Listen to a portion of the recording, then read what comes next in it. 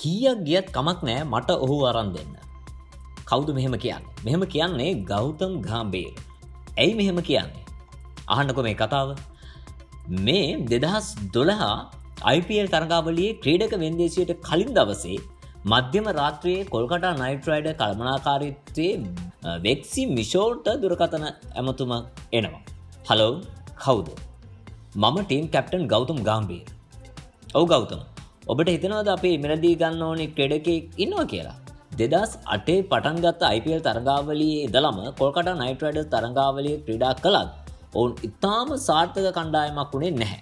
මේ හින්දාම හෙට පැවැත්වෙන ක්‍රීඩක වෙන්දේසියට අතිරේක පීඩනයක් කළමනාකාරීත්වය මත බැටලලා තිබුණා. ඔව් සුනිල් නරේන මිලදී ගන්න. සුනිල් නරේන? ඒ කවුද? මං එහෙම ක්‍රීඩකයෙක් ගැන මීට කලින් අහලවත් නැහැ. ඒ ගැන වැඩක් නැහැ. ඔයා නම විතරක් මතක තියාගන්න. අදාළ වෙලාව ආවම ඔහු අනිවාර්යෙන් මිලදී ගන්න. ගෞතම් ගාම්බීර දුරකථන ඇමතුම අවසන් කළා. කොල්කතා කළමනාකාරීත්වයේ වැටුනේ බොහොම අසීරු අඩියකට. මේ ගැන දැනුම් දීමෙන් පස්සේ මැදියම් රැයම නැවත ගාම්බීරට දුරකථන ඇමතුමක් එනවා. වෙන කවුරුවත් නෙමෙයි. ඒ ෂාරුක් ખાන්. ගාම්බීර, උඹට විශ්වාසද මේ ක්‍රීඩකයා ගැන? අපි හෙට බිට් කරන්න ලොකු නම් ගාණක් හදාගෙන ඉන්නේ. කවුරුවත් මේ කියන කෙනා ගැන දන්නේ නැහැනේ. ඔයා එක ක්‍රීඩකයෙක් වෙනුවෙන් උපරිම කීයක් වියදම් කරන්න සූදානම්? ඩොලර් මිලියන 2ක් උපරිම. නියමයි. එහෙනම් ඒ මිලියන 2ම ඔහුට වියදම් කරන්න. මගේ ඉල්ලීම ඒක විතරයි. මට වෙන කිසිම ලොකු නමක් අවශ්‍ය නැහැ. ඔහුව විතරක් ඕන. හරි. ඔබට ඕක උච්චරණ විශ්වාස නම් අපි පොරව ගන්නවා.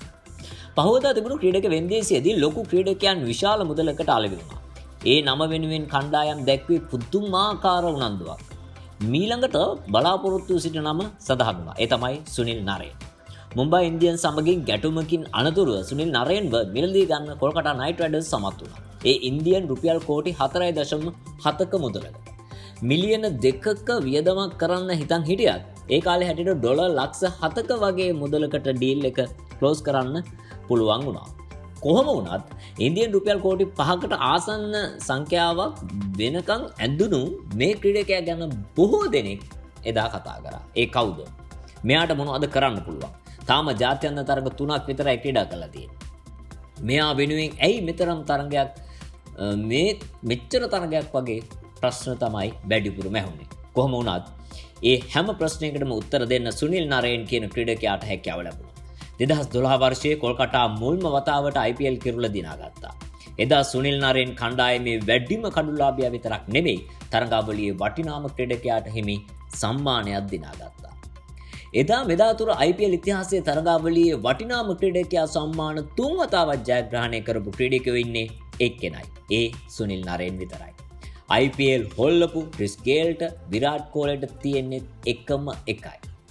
හැබැයි නරේන්ට 3යි. IPL තරගාවලියක ඉනිමක කඩලු 5ක් ලබා ගැනීම කියන්නේ දුර්ලභ දස්කමක්. ඒ වගේම තමයි ඉනිමක සතකයක් ලබා ගැනීමට පිටිකරුගේ සිහින දස්කමක්. එහෙම සතකයක් ලබා ගන්න පිටිකරුවෙක්ට ඉනිමක කඩලු 5ක් කියන්නේ අල්ලන්න අමාරු දුරක තියෙන හීනයක්. කොහොම වුණත් සුනිල් නරේන්ගේ නම ඉදිරියේ මේ දස්කම් දෙකම සටහන් වෙනවා. ඔහු 2017 කොල්කතා නයිට් රයිඩර් කණ්ඩායමේ ආරම්භක පිටිකරුවා වෙනවා. ඔහුගේ සාර්ථකත්වය මොන වගේ තැනකට ගියාද කියනවා නම් කාලයක් IPL වේගවත්ම අර්ධ શතකයේ වාර්තාවත් ඔහු නම ඉදිරියේ සටහන් කරගත්තා. 2024 IPL තරගාවලියේ නරේන් ලකුණු 488ක් සහ කඩලු 17ක් එක්ක අවසන් කළා. වැඩිම ලකුණුලාභීන් සහ වැඩිම කඩුලාභීන් කියන අංශ දෙකේම මුල් 15 අතරට සුනිල් නරේන්ගේ නම ඇතුළත් වෙලා තිබුණා. ලෝකයේ තරගකාරීම ෆ්‍රැන්චයිස් ක්‍රිකට් ලීගයේ එහෙම තැනකට එනවා කියන්නේ ලේසි පහසු දෙයක් නෙමෙයි. IPL ක්‍රීඩා කරපු ක්‍රීඩකයන් දහස් ගණනක් අතරින් පිත්තෙන් ලකුණු 1000 ඉක්මවල තියෙන ක්‍රීඩකයන් 98 දෙනෙක් විතරයි. සුනිල් නරේන් එතන 66 වෙනි ස්ථානයේ රැඳිලා ඉන්නවා.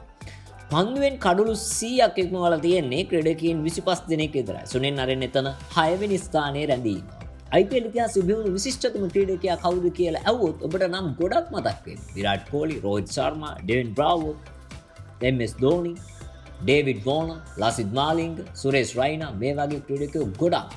නමුත් සුනිල් නරේන් කියන්නේ මේ සියලුම නම් අතරේ වඩා ඉහළටම ගමන් කරන නමක්. IPL ශූරතා 3ක් වටිනාම ක්‍රීඩකයා සම්මාන 3ක් ඔහුගේ නම ඉදිරියේ සටහන් වෙලා තියෙනවා. ඒ විතරක් නෙවෙයි ඔහු පන්දුවෙන් වගේම පිත්තනුත් තරඟ වෙනස් කරනවා. IPL ඉතිහාසයේ බිහිවුණු විශිෂ්ටයෙක් කොල්කතා නයිට් රයිඩර් වෙනුවෙන් තමන්ගේ ගමන ආරම්භ කළේ අන්න ඒ විදිහට. ස්තුතියි.